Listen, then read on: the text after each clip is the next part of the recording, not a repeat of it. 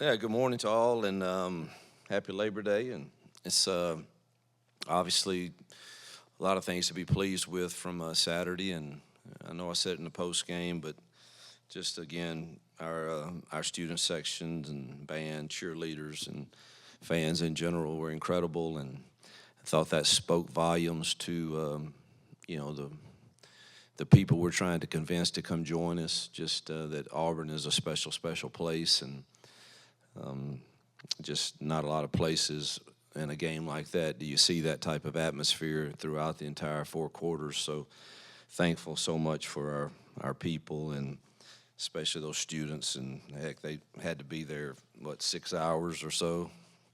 And that's pretty incredible support. So thankful for that. A lot of good things. You know, I'll go through Monday's the truth for our team here in a few minutes when I meet with them. And defensively, there was. I thought the effort was really, really good. I thought they ran to the football. I thought we tackled fairly well. And we were 9 of 14 3 and outs, and we limited the explosive plays. So I thought all of that was positive.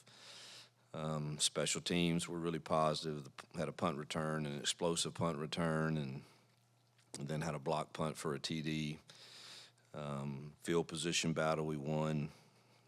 Effort was good, and we played a lot of kids on special teams, and so that was really good. And obviously the 7 touchbacks and field goal was efficient. So Towns did a really nice job for us there. Offensively, we started fast and played physical up front. Thought the effort was good there. 16 explosive plays, 9.8 yards a carry. Only had one penalty on offense, and just thought that was, and our red zone scoring was really good. So a lot of positives to take from there. Obviously, we have some negatives too that I'm sure you'll ask me about, and we can go over. But it was a good film to watch for our first game. Obviously, some things to clean up and get better on. Biggest thing, 2 turnovers. We can't do that, and we've got to get. The ball has to be the priority.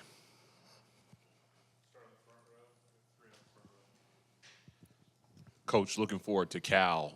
How much of what you've seen on tape so far that you're worried about from last year? Is your approach the same? Is this the same Cal team that you're facing? Or Defensively, it's the same. Justin Wilcox is one of the better defensive coordinators in the nation, has been for years, and Peter Sermon is with him, which both of those guys have been in Power 5 conferences for a long time and done a really nice job, and they did a great job against us last year. And so they have quite a few returners on that side, and both those defensive ends are really, really talented, 44 and 7. You've got to have a plan for those guys. Linebackers are aggressive, play hard, and athletic in the secondary. So they certainly will they play us the same exact way they did last year? I don't know. But last year they were basically saying we're going to make you have to throw the football and win some one-on-ones, and we struggled to do that some. Now we turned it over.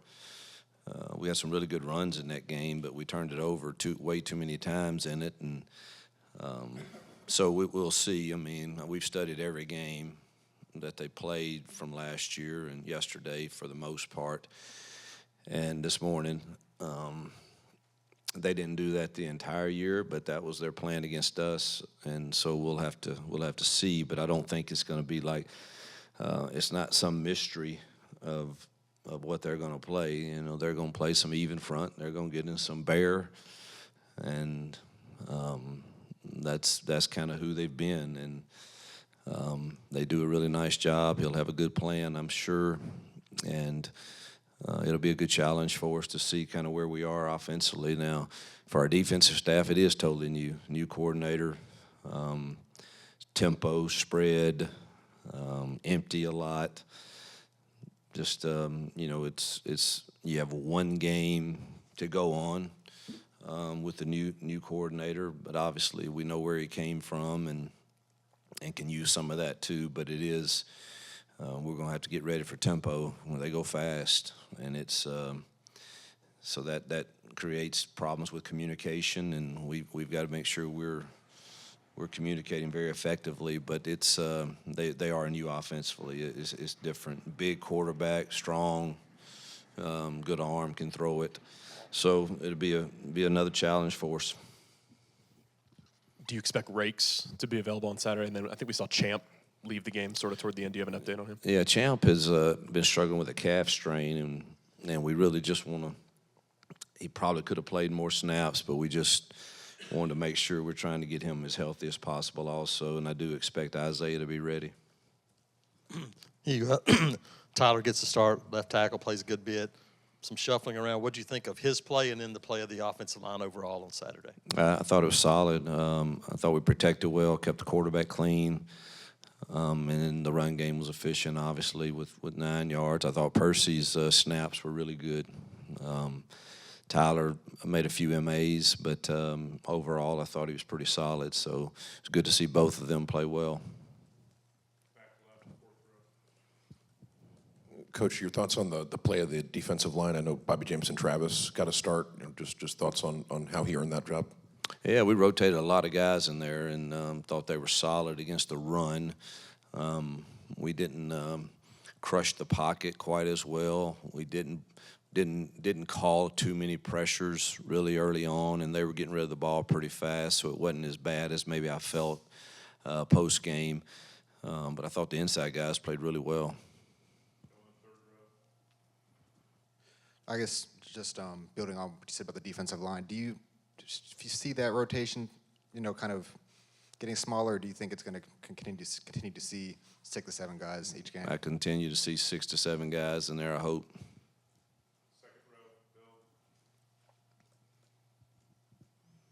How do you feel about the young DBs Saturday? How'd they play? We've got some improving to do. We can't panic and get so handsy. Be patient, stay in your technique, and then go play the ball. I thought there were a few good ones. J.C. Hart had a really good one. Unfortunately, he didn't. And he was beating himself up pretty good. But one thing I'll say about him is, he had that, and he turned around and made the tackle that saved them from scoring, and then we held them out of the end zone, and actually they missed a field goal too. So you don't ever quit. He gave great effort, but obviously we'd like to see him get that pick also. And he's young, but has talent, and I thought Ken Lee was pretty solid. Keontae was solid for the few snaps he played. Kite was pretty decent. So safety, we got some communication things we got to get cleaned up for sure. Particularly when you roll in the young kids like Caleb and Harris and Sylvester, we're going to need them, and we got to make sure our communication gets cleaner.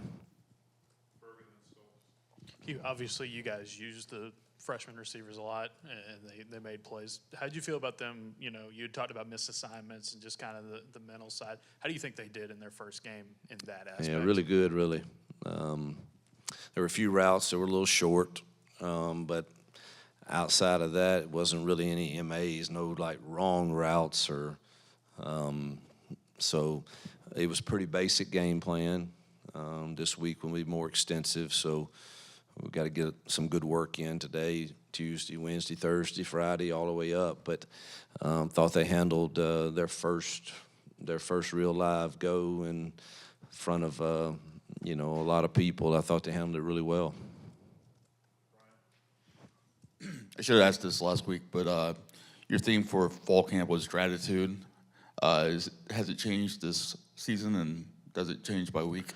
Gratitude was the entire fall camp theme, and it will be an undercurrent theme for the rest of the season. But every week kind of takes this life of its own. Like last week's theme was "What's in your hand," and I went through, what I think is in their hands that they really have control over, and those were talent and time. our culture's in their hands. Being coachable is in their hands, and the resources and blessings that they receive from being at Auburn is in their hands. So those are 5 things that I encourage all of us to surrender for the greater good. Yes, you're talented, but you have 0 chance at winning a game by yourself. And who cares if you don't get as many touches as you want? We won. We should celebrate together. You should celebrate for your teammates, and that's a constant battle with this idea of I need mine, and I get all of that. But great teams, truthfully, I mean, they surrender that to the greater good for the team. And time, I think, is always a challenge for most people, not just players. Of, if I'm using my time wisely, what does that look like? And it's the temptation today, I think, is for so many that you have idle time and you spend it doing things that aren't profitable for you long term. Obviously, the culture is in their hands, and I think the greatest thing we can do for each other in culture is have positive peer pressure that's created from within the locker room. And when you empower those players to have that, and they do it the right way, I think it's very, very uncomfortable to not be a part of that. Coachable, obviously, there it is. Can I coach you hard and you receive it and still know that I still care about you? And then resources, obviously, they're blessed with scholarships and some financial money and all of those things. And obviously, we want to give back, and we were able to last week. We have Auburn for Others, and we finally have it in Alabama, and many of them decided to give portions of their NIL along with resources that Jill and I provide for this to meet the needs of 13 families in the state of Alabama to help keep their children out of the foster care system. And that's something I'm really, really proud of our kids that said, Coach, I want to help and be a part of that. And I hope that continues to grow throughout the year as we continue to meet needs in the state of Alabama for the orphan and foster care systems.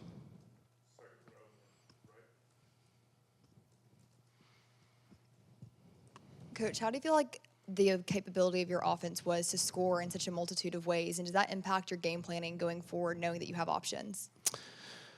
I mean, I don't think there's any substitute for confidence.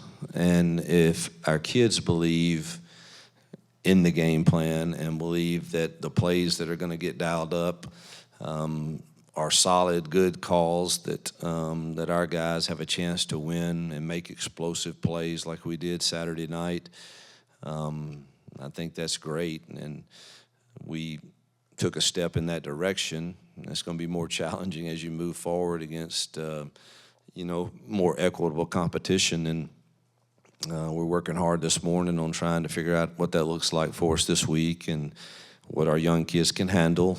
Because us coaches, we get in there and we got 1,000 things on the board that all look good, but that's impossible for that to all be a part of it. So I think that's the greatest challenge we have right now is let's hone in on the things that we know they can do and maybe present different pictures of how we get there.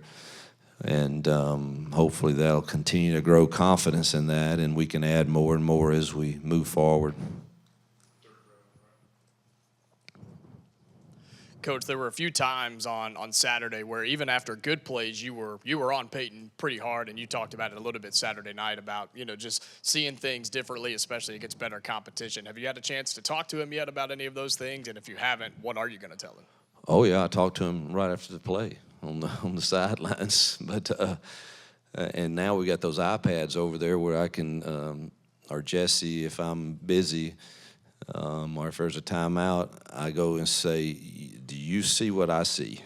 And Peyton can take the hard coaching. I wish the camera wasn't on me all the time, and my wife got on me about one of those. But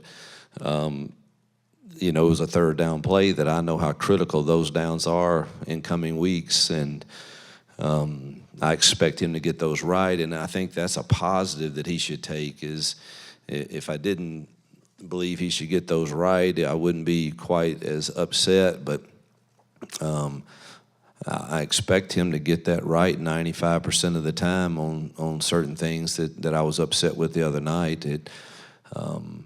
I was only really upset one time. I was frustrated a few others on, and he still made good throws and made a touchdown or whatever, but he didn't get himself protected like he's supposed to, and I don't want him taking unnecessary hits. And I've made it clear I believe in him, and with that, though, comes the expectation that if I know we have thoroughly discussed something, then the expectation is you get that right. He handles that fine. Hey, Coach. Just wanted to get your overall thoughts on the performance of Hake Brown, and obviously when the competition steps up, if he is thrusted into the starting position, do you have confidence that he could lead the offense as capable as Peyton has? I'm confident in him. The guy's a gamer. I think he was 3 of 5, and with one drop right in the hands, so he should have been 4 for 5. And when the RPO was supposed to be thrown, he threw it. When it was supposed to be handed off, he handed it off. And we weren't calling a plethora of things at that point, but the things that got called, he was 100% on execution. So confident. Holden missed one. Other than that, he executed well. So I'm confident. Coach, obviously similar position to last year, a big win heading into this Cal game. Offense take a step back in that game. Does this feel like a moment, especially for that unit, to show the difference from last year to this year? And you spoke about confidence earlier. Where is that confidence with this unit, especially winning those one-on-ones? Well, they're really confident right now, I'm sure. After Saturday, we'll see.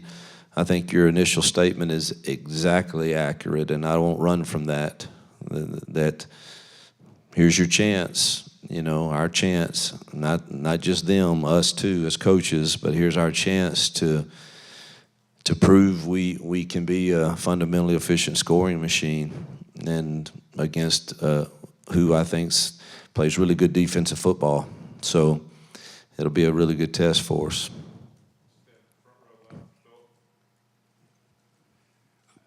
You have been a head coach twice in the SEC and twice in the Group of 5.